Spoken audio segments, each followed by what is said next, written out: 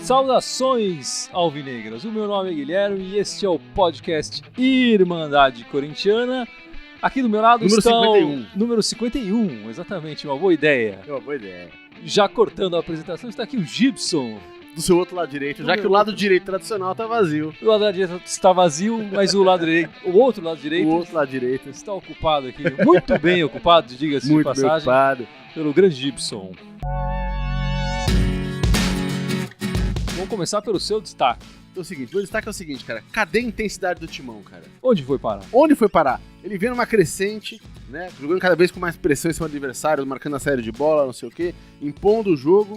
E de cara, de uns 3, 4 jogos pra cá, isso foi minguando, cara. E, bicho, a impressão que tá é que o time não tá querendo cansar mais, não sei. Perdeu o punch. Você acha que o time não tá querendo cansar ou o time tá cansado? Porque esse começo de ano tem sido cansativo, com o jogo do fim de semana e no meio da semana direto, né? Hoje me deu uma... Eu não quero adiantar falar do jogo de hoje, mas só pra falar do assunto que a gente tá falando, eu fiquei com essa impressão no começo do jogo que o Corinthians ficou só na cara de se defender, São Paulo em cima, né? E eu falei, cara, esses caras estão querendo poupar fôlego, porque esse mês de abril a gente sabe que vai ser uma pedreira pro Corinthians. Vai ser uma Pode pedreira. ser, na teoria, até 9 jogos eliminatórios em um mês, o que é uma pedreira pra qualquer time. Então eu fiquei na dúvida se ele ficou na casa de, não, peraí, vamos tentar jogar. Como a gente não tá precisando desses pontos de verdade, assim, seria legal terminar em primeiro no campeonato, né? Mas já não dá mais aqui. Então, bicho, acho que não tinha muito objetivo, sabe? Assim, então, não sei se a impressão que eu tive que eles ficaram meio tipo, vamos segurar aqui, vamos tentar um contra-ataque, a gente vai. E você acha que quando tiver o objetivo, quer dizer, quando começar os jogos eliminatórios, o objetivo é claro ali. É claro, sem dúvida. E aí o time, você acha que vai se comportar melhor? Eu espero que sim, porque, cara, se não voltar essa pressão que a gente tava tendo nos jogos até algumas 2, 3 semanas atrás, começa a ficar difícil, cara. Tipo, né? Começa a ficar difícil. Qual o seu destaque? Diga pra mim. O meu destaque fica pro Arana, o nosso lateral esquerdo, moleque que tá jogando fino. Muito, né? Impressionante. O moleque tá cruzando bolas fenomenais, tá jogando pra caramba, defendendo muito bem também. Depois da cagada que o lateral esquerdo da seleção, o Marcelo, fez, né, durante a semana. Sem dúvida. Aí, eu acho que teremos em breve 2 laterais convocados para a seleção brasileira. Do jeito que tá indo a coisa, cara, vai mesmo, cara. O Arana tem tudo para ser o próximo titular aí do Brasil e por muitos anos. Ele já vinha jogando bem, né, no ano passado, no ano retrasado também. Era o reserva do Wendel até o ano passado, com a venda do Wendel pro Internacional, Série B, DVD. Sim. Ele se tornou titular e tá jogando muito bem, né? Todas as vezes que ele entrou também, eu tava comentando contigo agora, antes de começar aqui o podcast, que eu falei, cara, quando o Wendel foi vendido, a gente ficou um pouco, puta, cara, bicho, o Wendel vai fazer falta. O Arana tá suprindo ali a altura, assim, talvez até de algumas maneiras mais interessantes, assim, né? Os 2 gols do jogo em clássicos, né, contra o Santos e agora contra o São Paulo, o cruzamento dele na cabeça, sob medida, né? Impressionante. O moleque tá jogando firme mesmo, bom destaque. Agora vamos falar um pouco dessa semana. Pode falar do horário do jogo, cara, fantástico. Cara, que horário bizarro de jogo, cara. 5 da tarde de uma quinta-feira. Esse jogo, né, cara? E dia de branco, né? Não era exatamente. feriado. Não. Outra coisa bizarra, eu fiquei de certa surpresa quando eu vi depois eu tava trabalhando, tava ocupado, não pude ver o jogo. Quando eu vi depois ali um compactozinho, só pra poder assistir os melhores momentos e tal, eu tive a impressão que o estádio tá bem, mas ele falou que teve 16 mil pessoas lá. 16 mil pessoas. E eu, quando eu bati o olho no só falei, nossa, deve ter 5 mil aí, que achei que já tava super vazio. Fiquei até surpreso com o seu dado dos 16. Mas é um horáriozinho muito infeliz, né, cara? Eu queria saber que é de... Cara, só por causa do jogo de seleção, a diretoria faz essas presepadas, cara. Na verdade, o problema todo começa com a convocação da seleção e não parar o campeonato. E a manutenção das rodadas do campeonato, né? Mas esse é um problema Devia que a gente tem... Exatamente. Devia ser organizado para não ter as rodadas e tal, e os times não terem esse problema. E aí não pode ter 2 jogos do times da capital no mesmo dia, né? 2 jogos. Sim. Como na quarta-feira já teve jogo aqui, não podia ser na quarta-feira também, então foi para quinta. Na quinta tinha o jogo do Brasil à noite, num horário mais cedo até, e aí, enfim. É uma sucessão de palhaçadas, né? Tipo, Exatamente. Mas foi um horáriozinho muito infeliz, né? Foi um horário infeliz. E o Corinthians também teve um resultado meio infeliz nesse jogo contra o Red Bull, né? Na arena, um empatezinho de 1-1, um empate amargo ali no final do jogo. Foi um jogo equilibrado, mas a gente tem que falar que o Red Bull jogou bem. Sim. Eu consegui assistir um pouco o jogo ali, deu um certo enganation ali no trabalho, consegui ver a partida no celular uns momentos. Edita essa parte do podcast, que o pessoal do seu trabalho pode ver, isso vai te complicar. O Red Bull meteu 4 bolas na trave do Corinthians, é impressionante, né?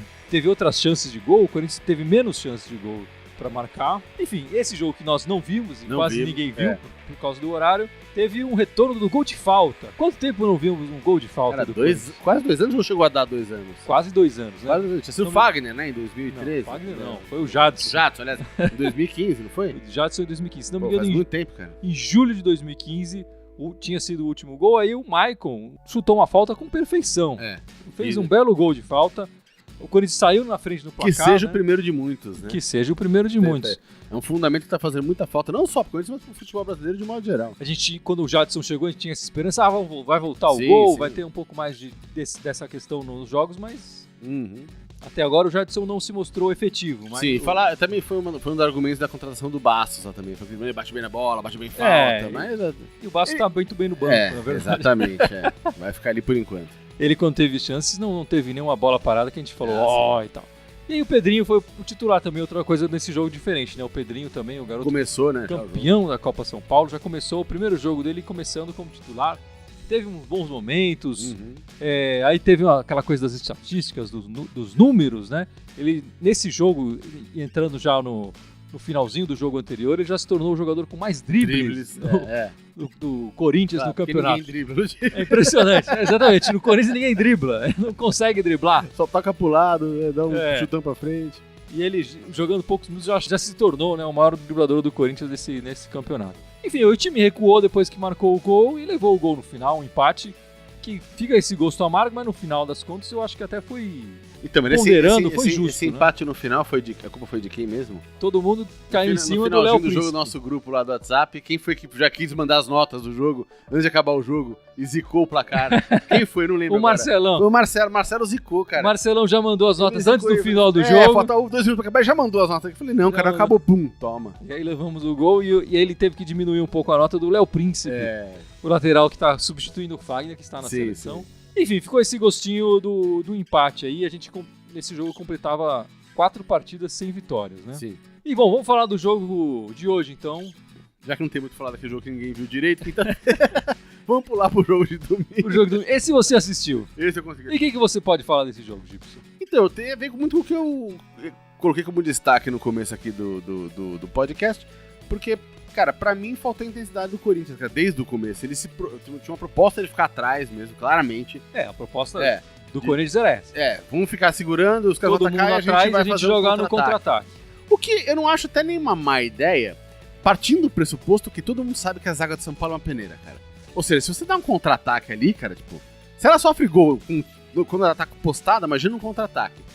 A teoria é boa, só que a gente não tem os matadores ali na frente. Né? A gente não tem os caras que chutam bem pra caramba. A gente recentemente viu a estatística que o Corinthians é o time que tem mais chutes a gol precisa dar pra marcar um gol. Tipo, 12, 13, 13 chutes. O Campeonato Paulista, ele é o que... ou seja, a gente tem que fazer 13 contra-ataques pra marcar um gol, sabe? Tipo, a gente não tá com essa bola toda no ataque. A defesa é sólida, ali tá se postando legal, o meio de campo colabora. Mas o ataque não é tudo isso, cara. Então, eu acho que foi uma coisa, tipo, vamos partir do pressuposto que o empate tá legal. E aí que tá, não sei se foi uma questão só de não vamos cansar o time, porque vai vir um abril pesado aí agora. Sim, né? Sim. Então não sei se a proposta foi essa, ou também não estamos precisando mais dos pontos, a gente tá classificado, blá. Não sei o que aconteceu, qual que é a justificativa do Carille pra isso. Mas a impressão que eu tenho é que assim, cara, se você tá jogando com um time que sabidamente tem uma defesa fraca, cara, você tem que jogar em cima. Explorar isso aí. Em 15 minutos, 10 minutos, resolveu jogar em cima de São Paulo, meteu o gol e perdeu os 2, 3. Se tivesse feito isso durante 25 minutos, um tempo que seja, puta. O Jabbar recebeu uma bola ali na área que ele pisou, tropeçou na bola. Foi bizonho.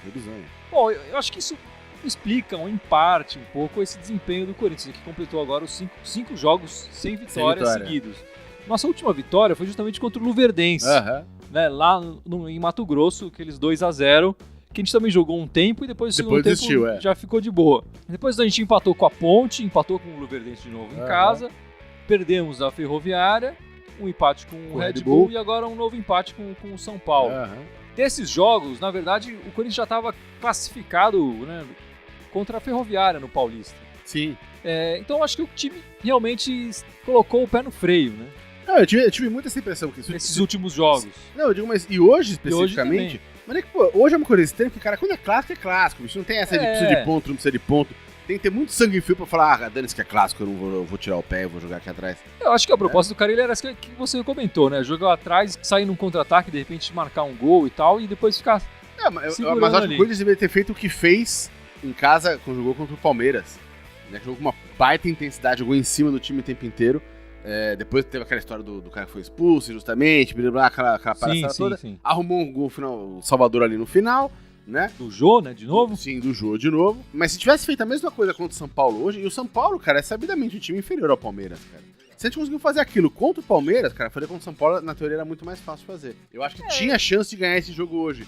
Eu não acho que o empate foi um resultado ruim, mas eu fiquei com gosto amargo, principalmente depois de ter empatado o jogo, que faltava ainda 25 segundos pra acabar o jogo, e o São Paulo sentiu o gol que tomou, e o Corinthians não foi pra cima, eles começaram a recuar de novo bola, passar a bola pra trás, isso que me irritou um pouco. O Corinthians sentiu, apesar de eles estarem em campo, o Corinthians sentiu muita falta do Jadson e do Rodriguinho nesse jogo, né? Sim. Nenhum dos dois estavam numa tarde muito boa, acho que o Jadson estava um pouco melhor que o Rodriguinho, o Rodriguinho perdendo...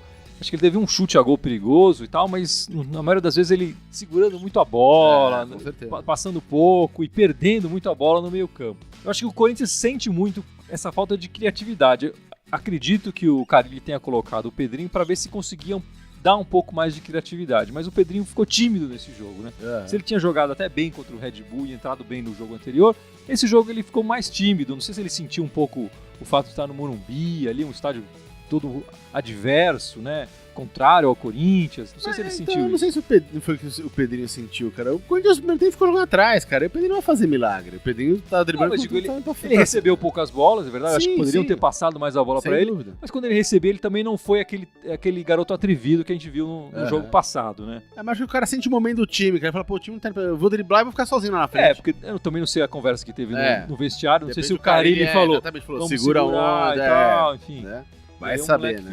Ficou ressabiado com isso. Eu acho que a gente levou um gol numa falha, né? Um gol de escanteio que a gente cansou de levar o ano passado. Esse ano estamos levando menos, mas ainda levamos gols assim em momentos que não deveríamos, né? Cara, o Cássio tá muito mal colocado, né? O Cássio tinha salvado uma bola um pouco antes, exatamente. Um contra-ataque. Exatamente. Quando ele se propôs a jogar no contra-ataque, mas levou um contra-ataque. Levou um contra-ataque, né? E ele salvou a bola com os pés muito bem.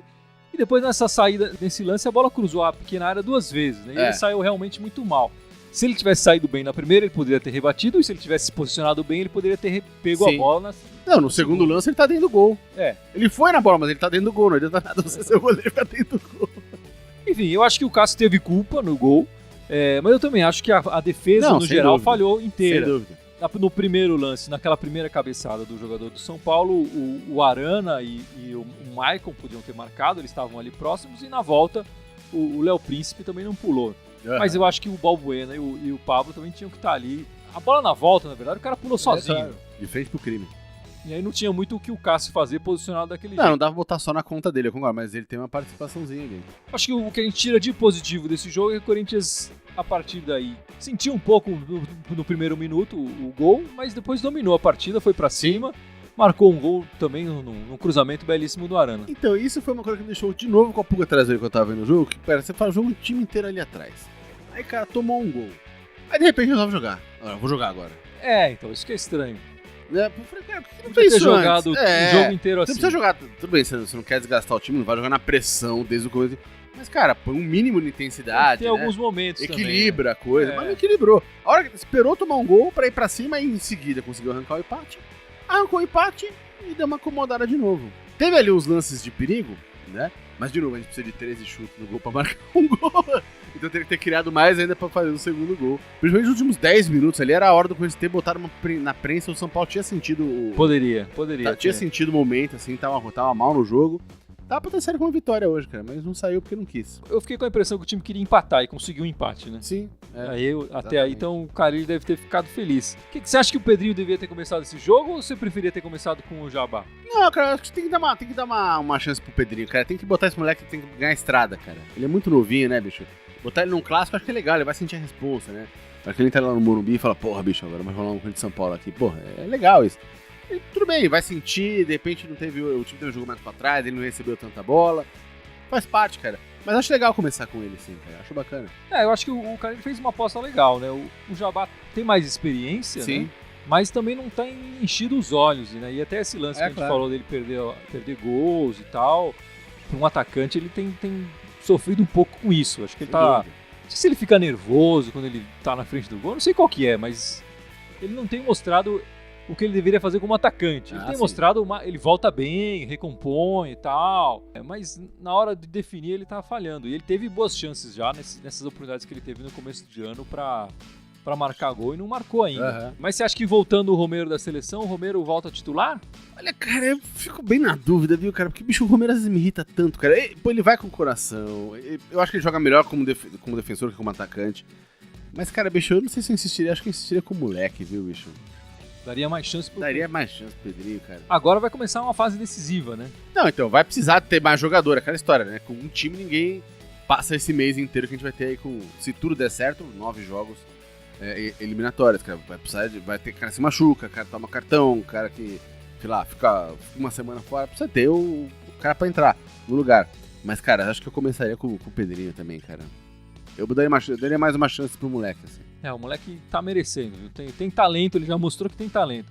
Acho que quando ele começar a se sentir à vontade ali, ele vai dar muita alegria ainda pro Corinthians. E de repente dá uma mordidinha no Romero, também é legal, né, cara? De repente ele fica ali uns 13 anos no banco falando, cacete, bicho, o moleque tá comendo a bola. Moleque de 18 anos. Então, bicho, pô, tá na hora de eu correr e jogar e acertar mais passes, sabe assim? Pô. Acertar mais o gol? Exatamente. E tem gente no live aí dando comentário, mandando salve. Aí a Cida Prado perguntou, o gol anulado foi bem anulado ou mais uma vez garfaram o meu time? Então, são duas coisas que a gente tem que ponderar aí. Eu acho que o lance parou antes do Rodriguinho arrematar a bola. Sim. Eu acho que parou erroneamente. O Jô não fez falta, não fez carga no zagueiro do São Paulo, mas o juiz apitou no ato, né? Então Sim. Quando a bola caiu com o Rodriguinho, a própria defesa do São Paulo já tinha parado. É claro. Então é difícil falar se o Rodriguinho iria marcar esse gol num lance, se o lance tivesse corrido normalmente. E o Rodriguinho mesmo já tinha escutado. Então eu confesso que eu fiquei na dúvida se o Jô fez ou não uma carga nas costas do cara. Porque o Jô é um cara grande, cara. Do lado do cara ali, ele já tem, tipo, 10, 15 anos. Eu acho que ele meio que... Ele deu o braço pro jogador apoiar e ele tem esse espaço. Tem a distância, mas, né? Cara, aí o jogador daquele tamanho atrás do outro, que é melhor, o juiz de repente sentiu, viu? Eu fiquei na dúvida, confesso que eu fiquei na dúvida. Na hora eu não fiquei nem puto, não foi falta, nem falei... Eu fiquei na dúvida. E o Daniel Ortega aqui também concordou, falou que o Rodriguinho foi mal hoje, foi terrível. E também acha que o Pedrinho, tá falando que você falou, recebeu pouca bola hoje também. E também foi marcado já por um ou dois São Paulinos, tinha 2 caras em cima dele, o que demonstrou já uma certa preocupação lá. Ou seja, o adversário já perceberam que o moleque vai pra cima e dribla. E o moleque vai ter que se acostumar com isso, né? Sim, sem dúvida. Todo mundo tá falando o nome dele agora no Corinthians e tal. E a gente sabe que caiu um alfinete no Corinthians, isso ecoa no Brasil inteiro. Então todo mundo já sabe quem é o Pedrinho, né? Claro. Começo do ano ninguém sabia quem era um moleque, hoje todo mundo já sabe. O moleque vai receber marcação. Então ele vai receber marcação dupla, às vezes tripla, dependendo se ele começar a jogar muito bem, ele vai receber uma atenção especial. Vai começar a levar porrada pra caramba. E ele precisa se acostumar com isso e saber sair disso, né? O craque vira craque quando começa a saber sair dessas situações. Essa semana aconteceu uma coisa importante também, que o Rodriguinho teve a sua renovação de contrato. Finalmente, fechado. Ele teve uma proposta para ir pra Turquia e o Corinthians segurou, né? E ele ficou meio putinho e tal, e aí renovou o contrato, deve ter ganho um bom aumento. Sim, sem dúvida. O contrato dele agora vai até dezembro de 2019.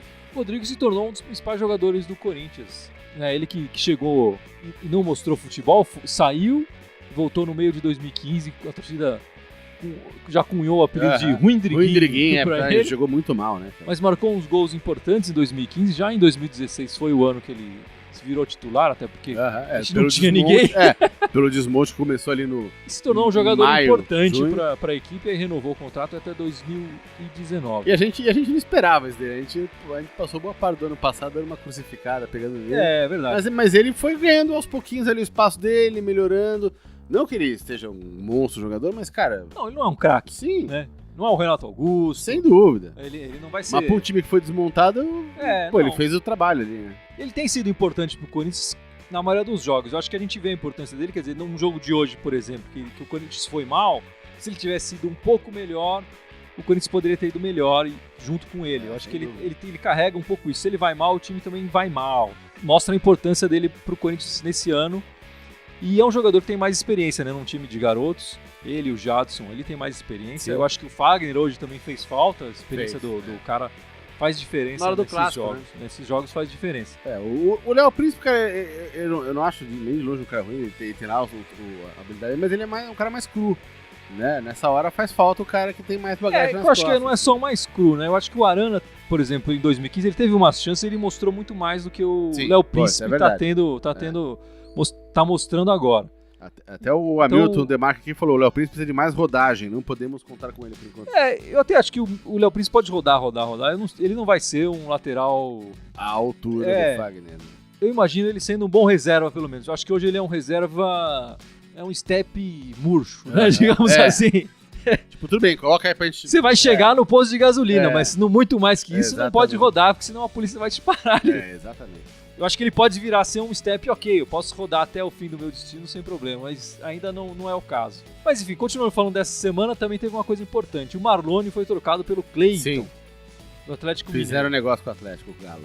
O Marlone que é um caso curioso, eu acho, porque ele tem, na carreira dele, se não me engano, ele tem 17 gols no total na carreira dele. Sendo que 9 ele marcou com a camisa do Corinthians. Então o último ano dele talvez tenha sido o melhor da carreira dele em termos de gols. E mesmo assim o cara não se firmou no Corinthians. Impressionante, né? Então apesar do cara ter marcado muitos gols, eu acho que ele marcou gols em jogos que não foram tão importantes. Exatamente. Não fica marcado na torcida, né? Na diretoria. É marcado pela beleza, porque ele só marcou gol bonito. Sem dúvida. Mas foram em jogos talvez menos importantes, os jogos mais simples, talvez, mais fáceis. O João meteu 3 esse ano, mas 3 em clássico. Muito mais importante.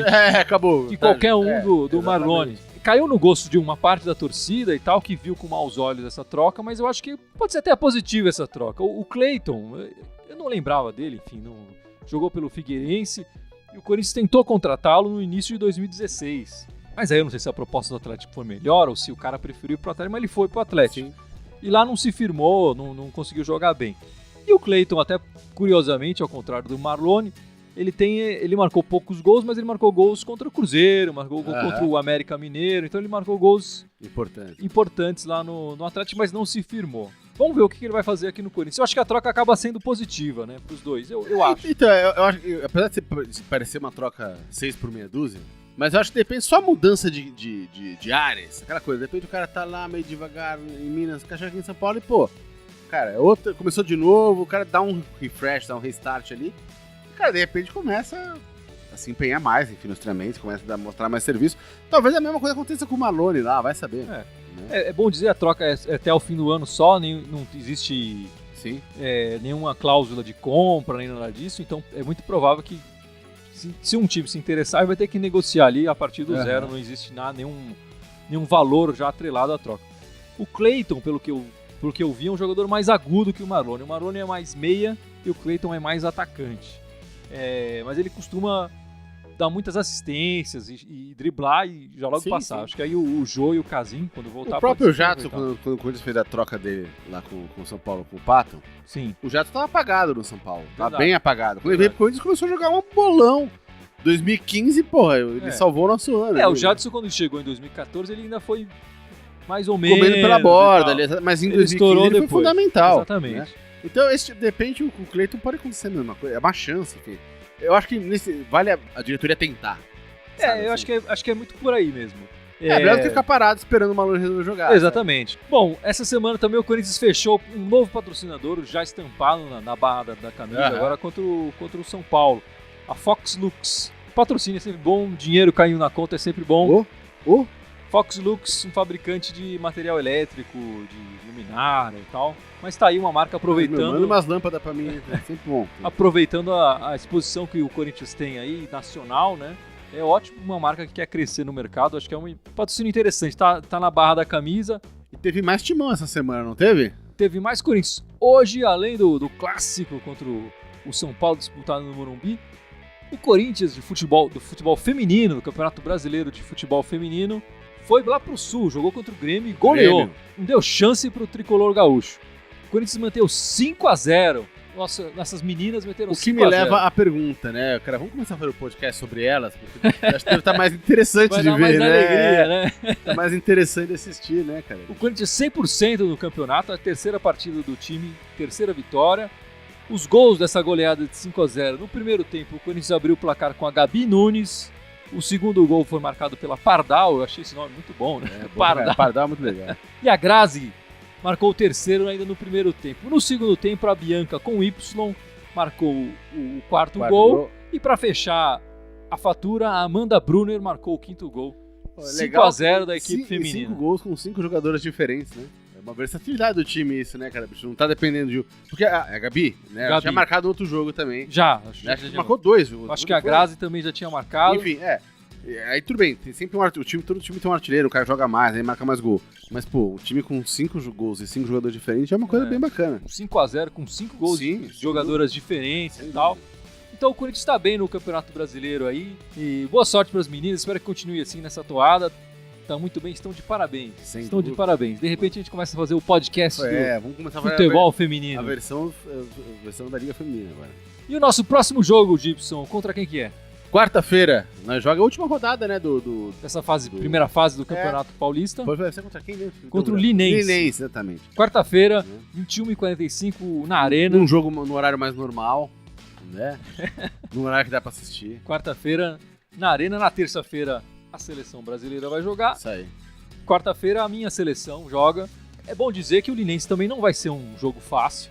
O Linense é o atual líder do grupo B, o grupo do São Paulo, que com esse empate com o Corinthians perdeu a sua primeira colocação. No fim de semana o Corinthians joga de novo, mas a gente não sabe contra quem, que horário, que dia, porque depende dos resultados dessa rodada no meio da semana para saber quem vai ser o adversário do Corinthians. Hoje o adversário seria o Botafogo de Ribeirão, um time tradicional aqui, né, do interior paulista, mas ainda pode ser o Ituano o adversário, ainda depende desse resultado dessa última rodada. E aí a gente não sabe nem se vai ser sábado, se vai ser domingo e que horário que vai ser. Imagino que o Corinthians, por ser o time da massa, vai jogar no domingo às 4 da tarde, mas isso só a Federação Paulista pode dar a nossa certeza. Esse mês de abril agora tem muitas surpresas para o Corinthians, né? Além da disputa dessa fase mata-mata do Campeonato Paulista, nós temos o início da Copa Sul-Americana, que o Corinthians vai jogar contra a Universidade do Chile. A primeira partida é nesse mês, a segunda partida é no mês que vem. No outro mês, aliás, né? A primeira partida em abril, a segunda partida no outro mês. E também tem a disputa da Copa do Brasil, né? Os 2 jogos contra o Inter. Então o Corinthians vai disputar muitos jogos mata-mata, passando de fase do Paulista, o outro jogo também é mata-mata, então... então o cálculo que a gente tinha feito é que podia ser até 9, não era? Era uma coisa assim. Mês, 8 ou 9 jogos. Jogos eliminatórios, né, no mês. Ainda que seja jogos de ida e volta, o time vai ser colocado na prova de verdade. Sim, né? Sem dúvida. Agora, esse mês, o cerco aperta. É hora da intensidade que você quer voltar, da concentração, e os jogadores estão no banco mostrarem um pouco mais. Eu acho que falta isso, né? Falta os caras saírem do banco e mostrarem que querem ser titulares e que poderiam ser titulares. Sim. A gente tem visto os jogadores entrar e o time cair. E isso é ruim, né? Os jogadores têm que manter o nível, coisa que acontecia em 2015, por exemplo. Sim, sem dúvida.